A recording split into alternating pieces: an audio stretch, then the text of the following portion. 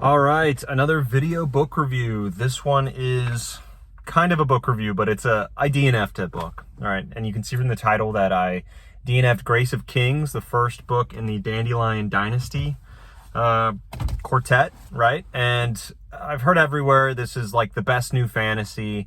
I think, what is the Viking Library? Johan is his name. He's always like, this is the greatest book ever. Mike's book reviews says this is like, it's a little rocky, but it's a great read. And, you know, a whole bunch of others this is always on the list of things to read, fantasies to read. This is modern classic, right? And so I said, all right, it's on the list. I'll give it a shot. So I got 25% through this book. So I didn't, bounce off immediately, and say, I'm done. I'm good. Let me talk about it. I was pretty not happy with it the entire way. And I pushed through. I got to like 20%, 25%. And I was telling my wife, I was like, baby, this is what's going on. And she was like, what are you doing? Just stop it. Just get out of here. Like, do something you like. This is not worth it. I guess needed the okay from her for whatever reason, because I needed an okay from somebody, because I stopped it right there. And what made me dislike the book a lot was the feeling I was reading it. A lot of people said it felt like a history. It felt like a history of this, felt like a history of that. And not really to me. That's not how it felt like. It felt like it was a regular story, but we were zoomed out just too far, way too far, so that we were going surface level for everything until we went a little bit deep on like one or two scenes on like what's going on, like scene by scene. But everything else, it felt zoomed out. It felt too shallow. So when important things are happening, they're done in like a page and a half, 2 pages, when in a regular book, this would be a whole sequence with a rising tension, falling action, conflict that you're exploring. This is not that. Like, we're just skimming over everything to make it so that it's not interesting, and there's not, like, you can't grab onto anything, because by the time that you start investing into it, it's gone, right? It's gone, moving on to the next thing. And you've got all these bunch of characters, and you're not with them long enough, and you're so zoomed out from what's going on that it's just not interesting, right? And by the time that we do zoom in on specific things, I'm not invested at all. And it jumps around like that, and it's not super interesting. And then, like, things are happening and the characters are making decisions that just don't make sense. And in the context of the world doesn't make sense. Like, I don't understand it. Like, one of the ones, they just felt unrealistic as well. Like, the final part that was getting me was, just to give context to where I was when, I forget his name, the main dude who is kind of restless in life. He's got great potential, and he knows he's got great potential, but he isn't, he's squandering it kind of anyways. But then there's a romance, and that romance is completely, and that with her, the relationship with her and how that begins and that importance skimmed over. Okay, great. But then we get to the part where he kind of has to turn to banditry, and it just feels so quick, so inconsequential. And then he's got a group of like hundreds of guys, and he's struggling with like basic things that would have been ironed out when he had 15 dudes, 20 dudes. And it doesn't make sense. And then like why people would come in and join him specifically doesn't make sense. It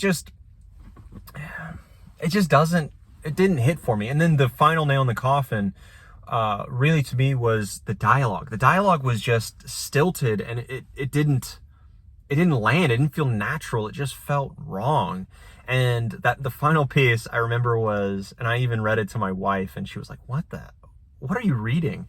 And it was, his wife was getting reunited with him in the woods, right? For the first time since he'd become a bandit. And he had sent one of his followers which you don't know at all, but one of his followers to go bring her back, and he's getting lost anyways. But then, she wants to have a conversation with him. I guess she's like, what's wrong with you? Then he says nothing. No, really, what's wrong with you? Then he goes into just a massive dialogue about his life that doesn't flow, that sounds super stilted. That's just like, okay, we needed the idea, the authors, like, the idea is we needed her to have sympathy for this guy, and this guy to be a sympathetic character and have this backstory. Let's just get it out all in one paragraph, and that's all we're going to have. Like, it just felt rushed. It felt wrong. It felt stilted. It felt choppy. And that just, I think, was indicative of my entire experience with the book. And at that point, and because of that, that was just the final nail in the coffin for me with this book. Not at all engaging to me. There were some bright spots, I guess, like that beginning part when you're zoomed in, you have the two characters and they're at the ceremony for the king, and that thing happens. That's actually really interesting, and that was a really good intro. You got to know these characters and their aspects and what makes them different, what sets them apart. You set up the world a little bit, but then from there you zoom out and you just hop to these different events that you don't go in too deep on, like I was saying, and you just skim off the surface, skim off, you bounce off all the time until at least for me, I was done with it. But so many other people loved it and really got through it and thought this was excellent. And yeah, I heard that people had some problems, but overall it was great. But to me, was not great, was not worth reading. I'm sure people say it gets more focused the second, third, and fourth, but like, it didn't grab me enough, and there's so much more out there for me to read, and I'm not going to waste my time on a 4-book series that so far didn't love. And so I'm stopping it there. Who knows if I'll ever start again, but there's so many books out there, I'll probably never get to it. So yeah, DNF, Grace of Kings, first book in the Dandelion Dynasty.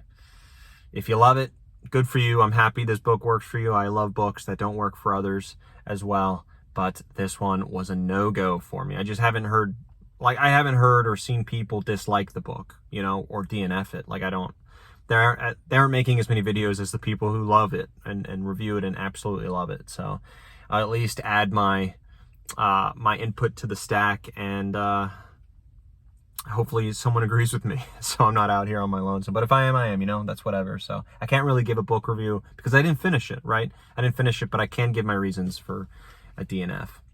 All right, so with that, on to the next book.